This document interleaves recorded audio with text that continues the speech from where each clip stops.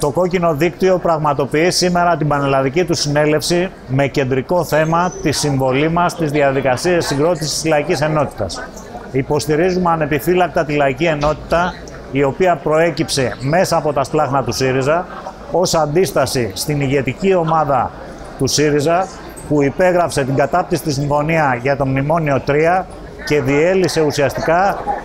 το κόμμα του ΣΥΡΙΖΑ και την προοπτική που είχαμε ανοίξει με τους αγώνες της προηγούμενης εποχής. Βασικά σημεία στη συζήτησή μας είναι το πρόγραμμα της λαϊκής ενότητας, όπου βλέπουμε την πολιτική μας της αντιλητότητας. Είναι η ένταξη αυτού του προγράμματος στη διαδικασία της σύγκρουσης και αντιπαράθεσης με το ευρώ, την Ευρωζώνη και την Ευρωπαϊκή Ένωση, και επίσης η ένταξη και των δύο αυτών επιλογών σε ένα μεταβατικό πρόγραμμα για το σοσιαλισμό, σε ένα μεταβατικό πρόγραμμα συνολικής απελευθέρωσης της εργατικής τάξης. Ταυτόχρονα και κυρίως ίσως συζητάμε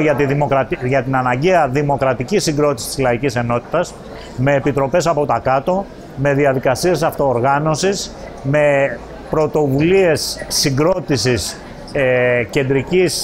κεντρικού πολιτικού συντονισμού και κεντρικής κατεύθυνσης της λαϊκής ενότητας, ώστε αυτό το εγχείρημα να έχει την καλύτερη δυνατή προοπτική. Καλούμε όλους τους αγωνιστές που συνδεθήκαν μαζί μας ή γνωρίστηκαν μαζί μας στην περίοδο του ΣΥΡΙΖΑ να ενισχύσουν τη λαϊκή ενότητα, για να δείξουμε στις επερχόμενες εκλογές ότι υπάρχει εναλλακτική λύση, ότι η ήττα του ΣΥΡΙΖΑ δεν είναι χωρίς αντίσταση, και κυρίως από την επομένη μέρα των εκλογών να στηρίξει πολιτικά τη λαϊκή ενότητα, ώστε να χτίσουμε ξανά ένα σχήμα που θα αναλάβει να ολοκληρώσει τα καθήκοντα που άρχισε ο ΣΥΡΙΖΑ.